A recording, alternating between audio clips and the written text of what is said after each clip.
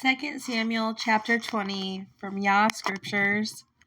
And there came to be a man of Belial, whose name was Sheva, son of Becher, a Benjamite. And he blew a ram's horn and said, We have no part in David, nor do we have inheritance in the son of Yishai, which is Jesse, each one to his tents. O Yasharel. Then all the men of Yasharel deserted David to follow Sheva, the son of Bichri. But the men of Judah from the garden, as far as Jerusalem, clung to their king. And David came to his house at Jerusalem. And the king took the 10 women, his concubines, whom he had left, to look after the house, and put them in a protected house, and supported them, but did not go into them. So they were shut up to the day of their death, living in widowhood. And the king said to Amasa, Call the men of Judah for me within 3 days, and be present here yourself. And Amasa went to call the men of Judah, but he delayed longer than the appointed time that David had appointed him. David said to Abishai, Now Sheva, son of Bichri, is going to do us more evil than Absalom. So take the servants of your master, pursue him, or else he'll find himself walled cities and escape us. Then the men of Joab went out after him, with the Kerethites and the Pelethites and all the mighty men. And they went out of Jerusalem to pursue Sheva, son of Bichri.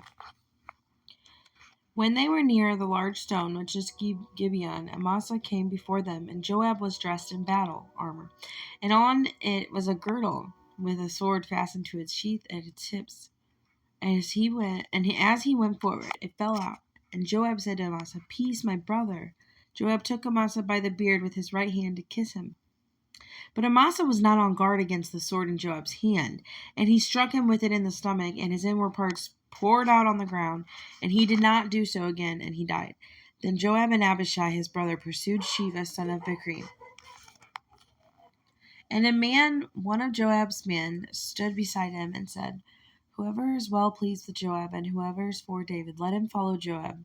And Amasa was rolling in his blood in the middle of the highway, and the men saw and that all the people stood still. So he moved Amasa from the highway to the field and threw a garment over him.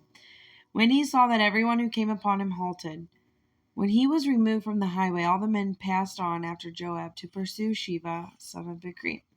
And he passed over through all the tribes of Yasharel to Abel, and to Beth Maacah, and to all the Berites, and they were assembled and went after him too.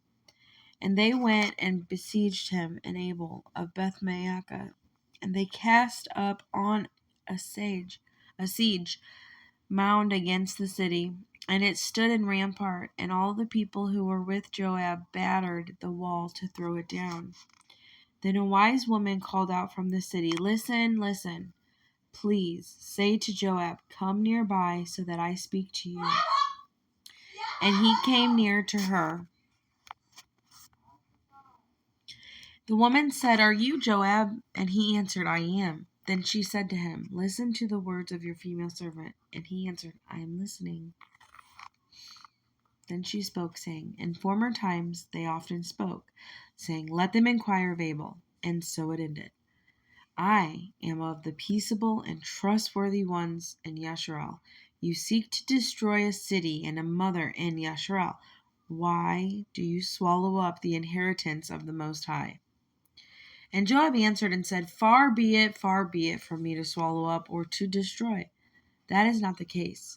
But a man from the mountains of Ephraim, Sheva, son of Bichri by name, has raised his hand against the king, against David. Hand him over and him alone, and I will withdraw from the city.